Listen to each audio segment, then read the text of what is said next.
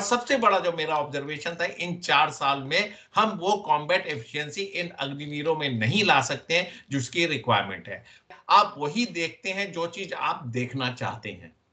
अगर आपको इसका फीडबैक, ट्रू फीडबैक चाहिए, तो आप ग्रास रूट लेवल पे जाइए, कंपनी प्लटून सेक्शन में जाइए, वहां से जवानों का फीडबैक लीजिए। और ये बिल्कुल किसी का नाम नंबर नहीं होना चाहिए। अग्निवीर का फीडबैक लीजिए तो एक उनके मन में एक बात आती है, वो कहते हैं अग्निवीर वो डिलीवर नहीं कर रहे हैं, अग्निवीर हुक्म नहीं मान रहे, अग्निवीर में सिंसियरिटी कमी है, अग्निवीर ट्रेनिंग करने में लैग कर, इस तमाम चीजों को वो बताते हैं। लेकिन अग्निवीर जो है, कौन से जितनी जल्दी रोल बैक होगा भारतीय सेना के लिए उतना ही बेहतर होगा। और मेरा मानना है कि इससे हमारी कॉम्बैट एफिशिएंसी और नेशनल सिक्योरिटी और एनहांस होगी। एक जवान से मैं बात कर रहा था, उसने कहा कि साहब सब लोग कंप्यूटर ही चलाएंगे तो नॉर्मल ड्यूटी कौन करेगा, कस्सी कौन चलाएगा, वो जो ट्रेंचेस कौन बनाएगा, किस तरीके से काम होगा, और कब आपका मैकेनिकल सिस्टम फेल हो जाए, कब आपको मैनुअल सिस्टम पे स्विच ओवर करना है। हर कंटीजेंसी के लिए सोल्जर तैयार रहता है। तो सब देखिए, लीव में डेफिनेटली बढ़ोतरी होनी चाहिए, और मैं तो एक सिस्टम का हिमायत करता हूं। देखिए, एक तरफ तो आप उसको बोलते हैं कि he is very intelligent, smart है, उसका पिकअप स्किल बहुत अच्छा, जल्दी से चीजों को लर्न अनलर्न कर सकता है, एक तरफ आप ये बात करते हैं। दूसरी तरफ आप नंबर ऑफ डेज काउंट करते हैं और फिर कहते हैं कि पूरे टाइम वो छुट्टी पे रहेगा। तो ये दोनों चीजें नहीं चल सकती, क्योंकि उसकी भी एक सोशल कमिटमेंट है। As far as their capability to deliver whatever we wanted them to deliver in 3 to 4 years, they are able to deliver. Now, coming on to what all is required to kind of make this scheme more effective, that we are already working on various issues. For example, are we looking at that their leave, something should be synergized with the normal soldier's leave? When he becomes a casualty, is it required to be harmonized with the serving soldier? Similarly, we want the technically qualified more people. Should we increase the age from 21 to 23? Sir जय Hind. Brigadier Sharadendu sir, जय हिंद, बहुत बहुत शुक्रिया समय देने के लिए। Thank you sir. जय हिंद राजेश जी, कैसे हैं? मैं अच्छा हूं सर, बहुत अच्छा हूं, लेकिन बहुत बहुत दिल से शुक्रिया आपका जो आपने एक बार फिर से मेरे लिए, मेरे दर्शकों के लिए समय निकाला। दरअसल एक ऐसा इंपॉर्टेंट इशू था जिस पर मुझे लगा कि मैं आपके साथ बातचीत करूं, क्योंकि अग्निवीर पर मेरी और आपकी कई बार बातचीत हुई और बहुत दर्शकों ने उस बातचीत को सराहा, पसंद किया। इसी बीच army chief general Upendra Dwivedi sir Aaj Tak के एक कॉन्क्लेव में जाते हैं और अग्निवीर को लेकर एक बड़ा बयान देते हैं कि जो उम्मीदें इंडियन आर्मी को अग्निवीर से थी, उन उम्मीदों पर अग्निवीर खरे उतर रहे हैं। और तब से माना जा रहा है कि कोई अब मेजर चेंज अग्निवीर स्कीम में नहीं हो सकता है, क्योंकि जो आर्मी को चाहिए था वो अग्निवीर से मिल रहा है। इसके अलावा आर्मी चीफ छुट्टी को लेकर बात करते हैं कि यस, वो एक इश्यू है जिस पर बातचीत हो सकती है, और एक जो सैलरी है अग्निवीर की, उसको लेकर जो है मंथन किया जा सकता है। तो मुझे लगा कि मैं इस मुद्दे पर बातचीत करूं, और सबसे पहले और सबसे कड़वा सवाल मेरा कि क्या आर्मी चीफ ने इशारों में संकेत दे दिए हैं कि अब अग्निवीर स्कीम खत्म नहीं होगी, अब आगे ऐसे ही युवाओं को बढ़ना होगा? सर देखिए, जो आर्मी चीफ ने बात कही है वो उस सिस्टम का हिस्सा है जिसके तहत ये अग्निवीर योजना को लागू की गई, और वो इनसाइडर हैं, उन्होंने तमाम तरीके की बातें की। और जिन इश्यूज पे देखिए आज की डेट में रिव्यू चल रहा है, उसमें उन्होंने 2 चीजें बताई। एक, अगर कोई सैनिक हताहत होता है या शहीद होता है तो उसके बेनिफिट्स वही मिलेंगे जो रेगुलर सोल्जर के हैं। और दूसरे, लीव पैरिटी की उन्होंने बात की है। लेकिन मैं इसको एक कदम और आगे ले जाके देखना चाहता हूं। देखिए, जब आप वीर गति को कोई सैनिक प्राप्त होता है या हताहत होता है या उसकी छुट्टी की बात है, सबसे अहम मुद्दा जो है आज की डेट में वो आर्थिक मुद्दा है। पे एंड अलाउंसेस की भी बात होनी चाहिए, क्योंकि वो भी उतनी ही बड़ी सोल्जरिंग कर रहा है, वो भी उसी तरीके की ट्रेनिंग कर रहा है, वो भी उसी तरीके के हजार्डस कंडीशन में ऑपरेट कर रहा है, वैसे सीआई ऑपरेशन या बॉर्डर मैनेजमेंट में लगा हुआ है। तो लिहाजा उसका पे एंड अलाउंसेस का जो जो स्केल है वो भी उन्हीं के साथ होना चाहिए, इसको ऐड किया जा सकता है। और साथ में जो चीफ ने बात की, वो कहा है कि दिसंबर 2026 के आसपास इसके रिव्यू का जो रिजल्ट होगा शायद आएगा। इंटरनल रिव्यू चलते रहते हैं, तो तब तक के लिए हमें वेट करना चाहिए। लेकिन राजेश जी, जैसा आपको पता है और मैं हमेशा से बोलता रहा हूं, मैं उस स्कूल ऑफ थॉट का हूं जिसके अंतर्गत अग्निवीर स्कीम नहीं फिट बैठती है। मैंने इस कॉन्सेप्ट को इसलिए खारिज किया था क्योंकि 4 साल का समय बहुत कम है। जिस तरीके से 75% अग्निवीरों को घर जाना पड़ेगा, सिर्फ 25% रेगुलर होंगे, उसमें मेरा ऑब्जर्वेशन था। और सबसे बड़ा जो मेरा ऑब्जर्वेशन था, इन 4 साल में हम वो कॉम्बैट एफिशिएंसी इन अग्निवीरों में नहीं ला सकते हैं जिसकी रिक्वायरमेंट है। पूरे दुनिया में तमाम विश्व की आर्मी अपने कॉम्बैट एफिशिएंसी को बढ़ाने के लिए नए नए टेक्नोलॉजी, नए नए हथियार, नए नए मैन पावर का इस्तेमाल कर रही है, जिससे कि आप लड़ाई के समय डिलीवर कर सके। क्या ये 4 साल का समय एडिक्वेट होगा? ऐसा मैं नहीं मानता हूं। लिहाजा मेरा एक ही डिफरेंस है कि जो देश की सुरक्षा और एनहांस करे, पुख्ता करे, डिलीवर कर सके, टारगेट पे कब्जा कर सके, तमाम तरीके के मिशन को एग्जीक्यूट कर सके, उसके तहत हमें काम करना चाहिए। और अग्निवीर 4 साल के समय में इसको डिलीवर करने में बहुत बड़ा क्वेश्चन मार्क है। अब मैं आता हूं अग्निवीर का जो बेसिक कॉन्सेप्ट है। देखिए 4 साल के में जो उन्होंने बोला कि फीडबैक उनके पास जो आ रहा है वो बड़ा सक्सेसफुल रहा है। मेरा कहने का मतलब है, मनोविज्ञान में एक चीज कही जाती है, आप वही देखते हैं जो चीज आप देखना चाहते हैं। अगर आपको इसका फीडबैक, ट्रू फीडबैक चाहिए, तो आप ग्रास रूट लेवल पे जाइए, कंपनी प्लेटून सेक्शन में जाइए, वहां से जवानों का फीडबैक लीजिए। और ये बिल्कुल किसी का नाम नंबर नहीं होना चाहिए, सीक्रेट फीडबैक लीजिए, बगैर नाम नंबर के फीडबैक लीजिए। और उन ओहदेदारों से लीजिए जो आज की डेट में रेगुलर हैं, वो किस तरीके से ऑपरेट कर रहे हैं। आज की डेट में देखिए हमारी आर्मी में अभी ये नया कॉन्सेप्ट लागू हुआ, तो बहुत सारे पुराने सैनिक अभी भी चल रहे हैं। एक समय ऐसा आएगा जब ये सारे के सारे सैनिक पेंशन चले जाएंगे और ये अग्निवीर उनकी जगह लेंगे, तब ये क्या हालत होगी। तो आज की डेट में जो रेगुलर सोल्जर हैं, जो आज की डेट में नायक, हवलदार या इस पद में है, या जो भी जो रेगुलर हो रखा, आप उससे सीक्रेट फीडबैक लीजिए, रिलीजियसली लीजिए, आपको एक नए तरीके का इनपुट मिलेगा। अगर आप ये जो फीडबैक है ओहदेदारों से लेते रहेंगे, तो ये एक कलर्ड फीडबैक होगा, एक तरीके का बायस फीडबैक होगा। मेरा मानना है कि आप किसी भी हवलदार, नायक या रेगुलर सोल्जर से बात करिए, अग्निवीर का फीडबैक लीजिए, तो एक उनके मन में बात आती है, वो कहते हैं अग्निवीर वो डिलीवर नहीं कर रहे हैं, अग्निवीर हुक्म नहीं मान रहे, अग्निवीर में सिंसियरिटी कमी है, अग्निवीर ट्रेनिंग करने में लैग कर रहे। इस तमाम चीजों को वो बताते हैं। 100% मैं उसको सही नहीं मानता हूं, लेकिन एक फीडबैक है, एक जरिया है आपको चीजों को एसेस करने का। लिहाजा आप इसका फीडबैक लें और जो भी अप्रोप्रिएट हो सेना के लिए उसको लागू करें। मेरा एक फीडबैक, क्योंकि हाल ही में मेरी एक रेजिमेंट का हौलदार जो है रिटायर्ड आया और दिल्ली से जाना था उसको, मुझे उसने बुलाया, सर कि आपसे मैं मिलना चाहता हूँ। मैंने कहा कि चलिए कोई रेजिमेंट का बुला रहा है, तो मैं गया आनंद विहार रेलवे स्टेशन पर उससे मिलने के लिए, उनका हालचाल पूछा। अच्छी कोई 17-18 साल 19 नौकरी करके वो हौलदार रैंक से रिटायर्ड आ रहे थे। मैंने कहा कि कैसे हैं, अग्निवीर का क्या स्टेटस है। तो कहा सर कि मैं क्या बताऊं कि 3-4 महीने पहले लाइन लेइंग कॉम्पिटिशन था, तो हमें एक अग्निवीर दे दिया गया, 2 अग्निवीर दे दिए गए कि ये आपकी हेल्प करेंगे। तो मैंने एक को कहा कि तू ड्रम पर बैठ जा, ड्रम को कंट्रोल करना है। तो वो कहता है कि सर मैं ड्रम पे नहीं बैठूंगा, क्योंकि अगर मुझे कुछ हो गया तो मेरे परिवार को कुछ नहीं मिलेगा, मुझे कुछ नहीं मिलेगा, और इसलिए ड्रम पर उसको बैठाइए जो कि परमानेंट हो।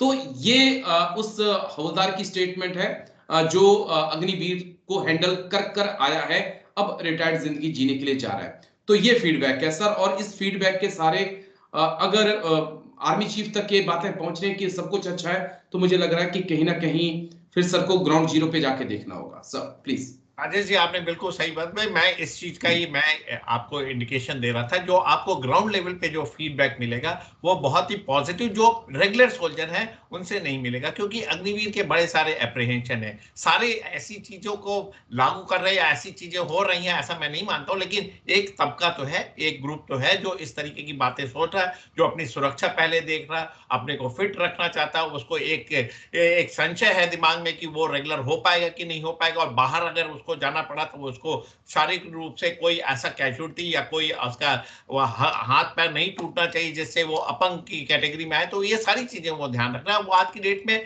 वर्ल्डली वाइज है। अगर आप उसके टेक्निकल स्किल की प्रशंसा करते हैं तो उसके आप सिक्योरिटी इशू को भी देखें, उसके एप्रीहेंशंस को भी देखें। मैं मानता हूं कि जो उन्होंने एक कॉन्सेप्ट दिया क्रिएटिव डिस्ट्रक्शन का, जो मतलब कि उन्होंने बोला कि एक जो अग्निवीर आ रहा है वो चीजों को लर्न करता है, अनलर्न कर सकता है और लर्न करता है। ये देखिए एक इंडिविजुअल स्कीम है, इंडिविजुअल स्किल है, मेरा कहने का मतलब है, जो आज की डेट में नई जनरेशन है, वो चीजों को बहुत जल्दी सीखती है और बहुत जल्दी भुला के नए आयाम पे जा सकती है। तो इससे जो टर्म्स ऑफ सर्विस है, यानी 4 साल की सर्विस का कुछ लेना देना नहीं है। ये नई जनरेशन का पर्सनालिटी ट्रेट है, उसका एजुकेशन, उसकी कंप्यूटर लिटरेसी, उसका टेक्निकल ओरिएंटेशन ऑफ माइंड है।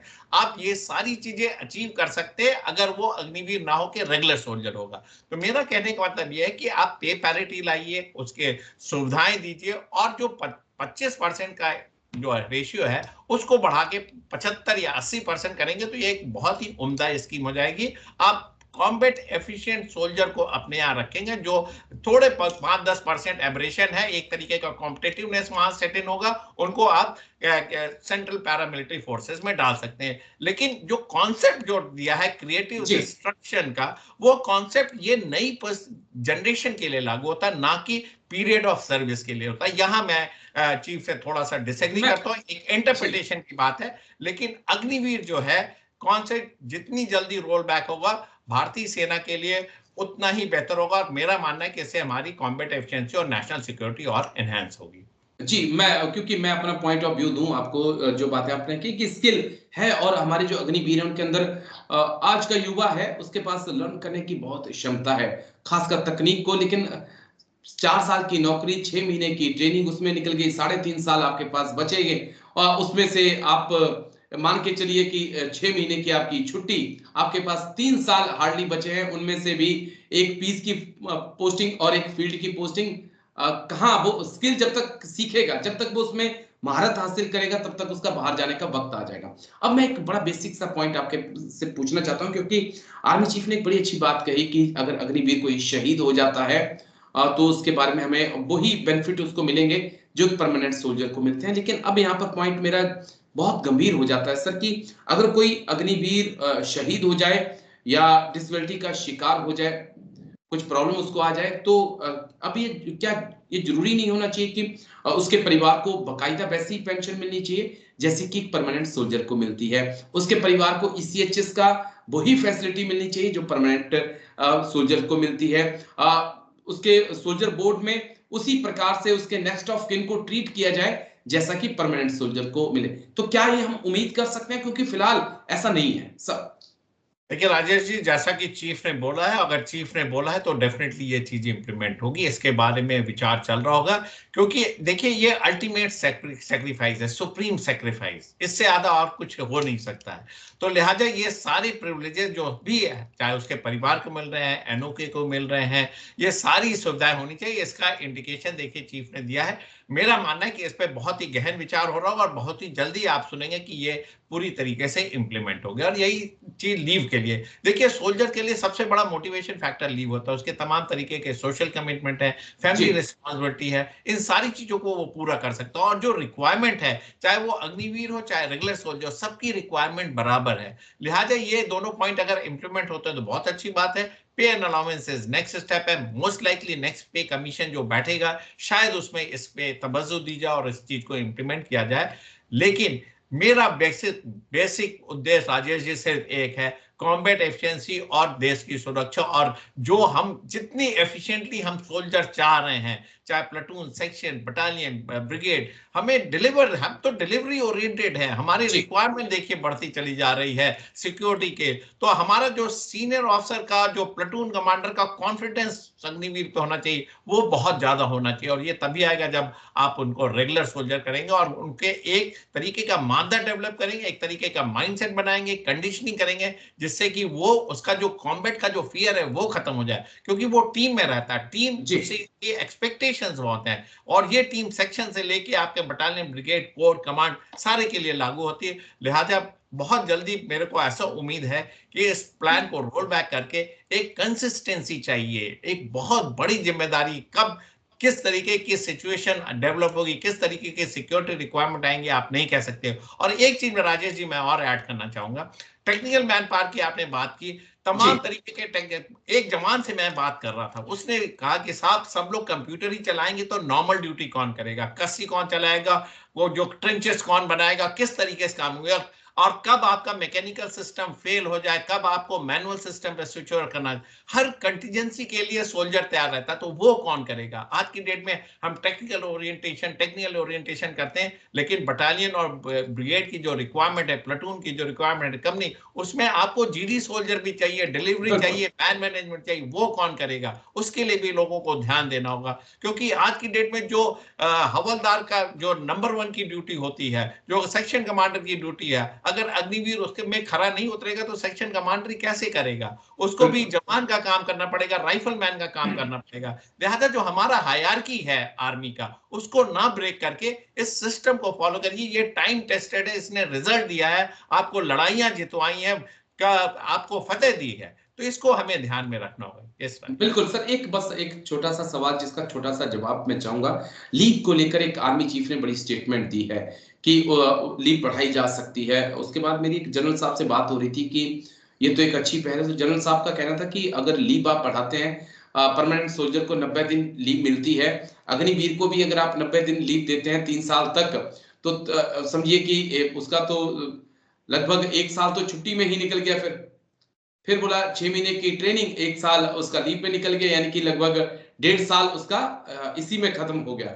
तो उसके पास क्या वो डिलीवर 2 साल में क्या डिलीवर कर पाएगा 2-2.5 साल में? तो क्या उम्मीद करें, वाकई लीव में कुछ बढ़ोतरी हो सकती है 45 या 60 डेज तक सर? देखिए, लीव में डेफिनेटली बढ़ोतरी होनी चाहिए, और मैं तो एक सिस्टम का हिमायत करता हूं। देखिए, एक तरफ तो आप उसको बोलते हैं कि he is very intelligent, smart है, उसका पिकअप स्किल बहुत अच्छा, जल्दी से चीजों को लर्न अनलर्न कर सकता है। एक तरफ आप ये बात करते हैं, दूसरी तरफ आप नंबर ऑफ डेज काउंट करते हैं और फिर कहते हैं कि पूरे टाइम वो छुट्टी पे रहेगा। तो ये दोनों चीजें नहीं चल सकती, क्योंकि उसकी भी एक सोशल कमिटमेंट है, उसका भी एक पारिवारिक जिम्मेदारी है, उसकी भी तमाम तरीके की रिक्वायरमेंट आ सकती हैं, उसके भी सगे संबंधी हैं, उसके भी खेत खलियानों में के तमाम तरीके के इश्यूज आते हैं। इन सब चीजों को आपको ध्यान में रखना होगा। लिहाजा लीव पे, मेडिकल फैसिलिटी, इन सब में पैरिटी होनी चाहिए, और ये पैरिटी तभी आएगी जब आप उसका लेंथ ऑफ सर्विस इंक्रीज कर देंगे। तो आप उसके वेलफेयर में तो पैरिटी चाह रहे हैं, आप उसकी कॉम्बैट एफिशिएंसी में क्यों नहीं पैरिटी चाहते हैं? आप उसके जो राइफल चलाने के स्किल में क्यों नहीं पैरिटी चाहते हैं? वो उसके जो सेक्शन कमांडर की ड्रिल है, जो तमाम तरीके के बैटल ड्रिल एंड प्रोसीजर है, उसकी एफिशिएंसी की क्यों नहीं बात करते? उसकी पैरिटी की क्यों नहीं बात करते? जब आप इन सारी पैरिटीज की बात करेंगे और उसको चाहेंगे कि एक उम्दा सोल्जर आए, तो मेरा मानना है कि 4 साल नहीं में संभव है। आपको एक लॉन्ग रन देना पड़ेगा, 10 से 15 साल की सर्विस, जैसे पहले कलर्ड सर्विसेज होता था, वो आपको करना पड़ेगा। और जो हर ऑर्गेनाइजेशन में कुछ डेड वुड होते हैं, कुछ स्ट्रगलर्स होते हैं, उसके लिए गेट रीड करने के लिए आपने 10 से 20% को आप उनको निकाल सकते हैं, या उनको छुट्टी कर सकते हैं और उनको पैरामिलिट्री फोर्सेज या किसी अन्य सशस्त्र सेनाओं में डाल सकते हैं। इस तरीके के प्रोविजन लाएं।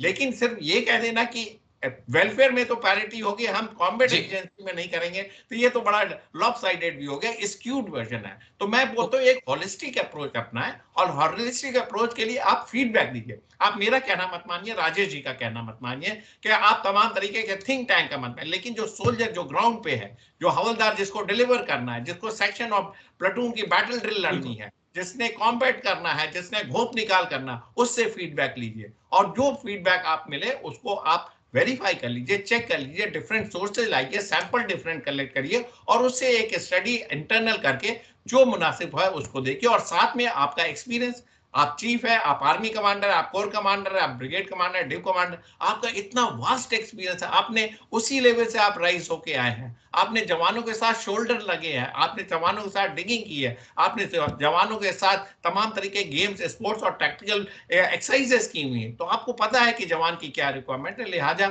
अपने आप को ट्रूली सोल्जर रखते हुए, देश की सुरक्षा को मद्देनजर रखते हुए एक रिव्यू करिए, और ये रिव्यू जितनी जल्दी हो जाएगा उतना बेहतर होगा। जी सर, शुक्रिया इस मुद्दे पर इतनी गंभीरता से बात रखने के लिए। Thank you sir. बस